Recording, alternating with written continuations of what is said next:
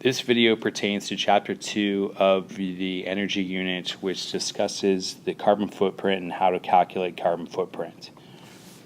So if you look at the top of this, you can see that the carbon footprint is equal to the moles of carbon dioxide over the amount of energy that would be released in a combustion reaction. If I take this reaction that I have below here, it's ethane plus oxygen forming CO2 and water, and it says that it releases 2,500 kilojoules of energy to it. So you balance the equation, you see we have two C's here, so 2 on front here, 6 H's here, and there's a 2 there, so I need a 3 on front here. I got 4 oxygens here, 3 oxygens there, so it's a total of 7. Write that over 7 halves to sense the fact that it is a diatomic. So what this tells us is that 1 mole of C2H6 will release 2,500 kilojoules of energy. So now, when calculating carbon footprint, what you need to do is you're going to take the number of moles of carbon dioxide, which is 2, and you are going to divide that by the amount of energy released in the reaction, so 2,500 kilojoules. Typing that in your calculator, you're going to see that the answer is 8 times 10 to the negative 4th, and that will be moles per kilojoule. So how you evaluate this number right here is it's all based on your carbon footprint. The larger this number is, the greater the carbon footprint is. The smaller the number is, the smaller the carbon footprint is. You're looking to have the smallest carbon footprint that you can for the environment. So this, just to conclude, shows you what you need to do, and if you had any type of comparison between one versus the other, how carbon footprint does apply based on combustion reactions. The purpose of this video is to just give an example of showing you efficiency of energy transfer and a calculation of this. So you can see at the top the efficiency of energy transfer is going to be the useful output over the total output times 100%. So an example of this, let's just say that we have a power plant which releases 6,000 megajoules of energy when burning coal, and let's just say that it's 15% efficient with this. So using this formula, this is going to represent my useful output, but we don't know what the total output is going to be, so we have to solve for that. So you're going to say 6,000 megajoules divided by X, which is going to be the total output, and that's going to be equal to the ratio of 15 over 100, which is just 15%.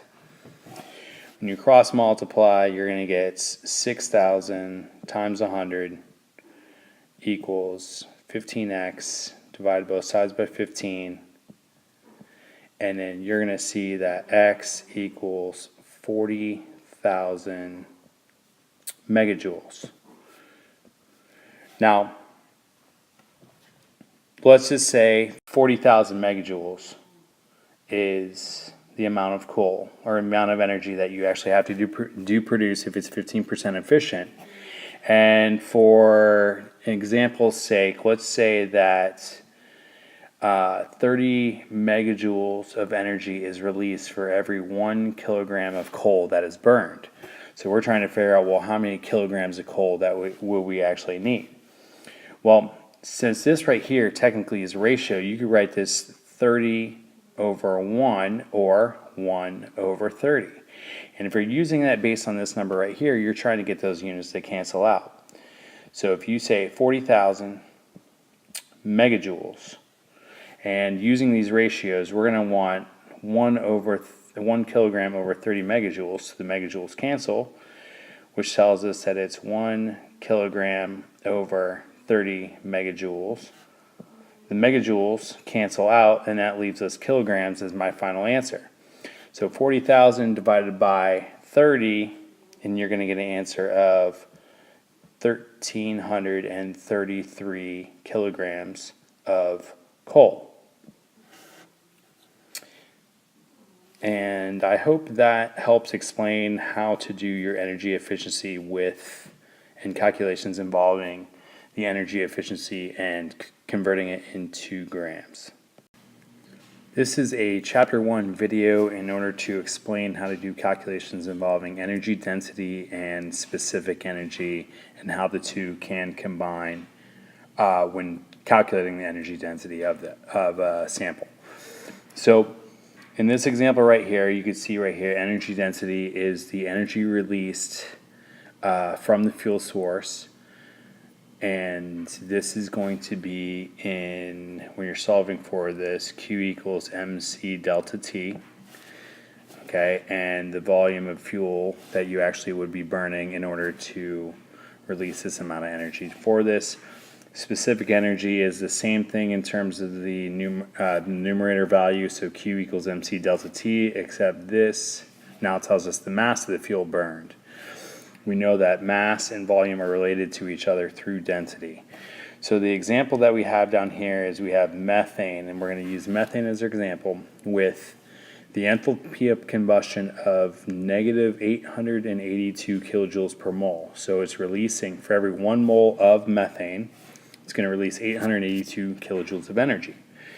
Methane has a